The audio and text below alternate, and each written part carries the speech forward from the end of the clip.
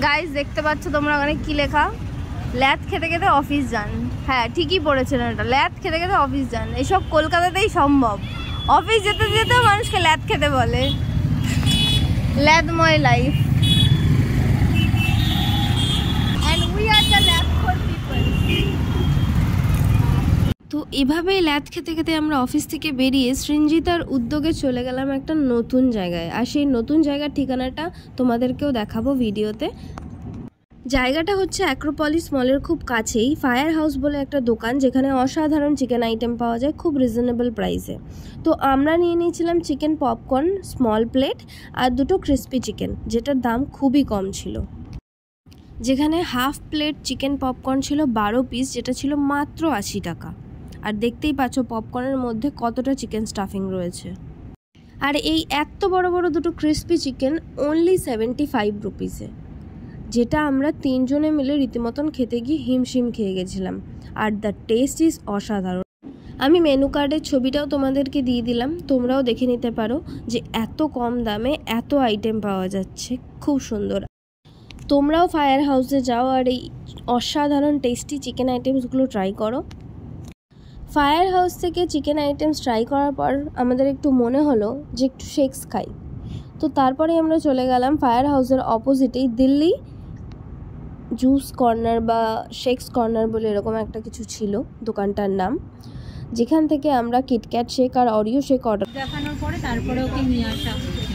এত লোভী মানুষদের নিয়ে আমরা চলাফেরা করি। লুবিটা কি রে? লোভি লোভি লোভী লোভী লোভি না লোভি। It is Delhi ice cream shakes and juicer corner। এখান থেকে ও জুস কর্নার, এখানে চকলেট শেক, কাজু কিশমিশ শেক, চিকু শেকস, ও পুকি পুকি পুকি, স্ট্রবেরি শেক, অরিও শেক। আমরা কি অর্ডার দিয়েছি? দুটো chocolate lover. Yes, we are the chocolate lover, that's why we ordered। I'm not the chocolate lover. Then why do you order chocolate shake? Because I have don't think. Because you don't have any option. There is too much option. You have juices. I only like Kit Kat. You only like Kit Kat? Kit Kat to chocolate no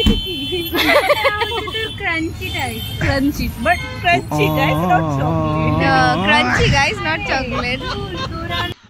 এখানে shake, ice cream, juice সবই পাওয়া যায় বিভিন্ন প্রাইসে, দেখতেই পাচ্ছ। আমরা যে দুটো নিয়েছিলাম দুটোই অ্যাভারেজ খেতে ছিল, খুবই আহামরি ডিলিশিয়াস এরকম কিছু ছিল না। তারপরে অ্যাক্রোপলিস মলের সামনে এসে এত কিছু খাওয়া দাওয়া করলাম, আর অ্যাক্রোপলিস মলে যাব না এটা তো হতেই পারে না।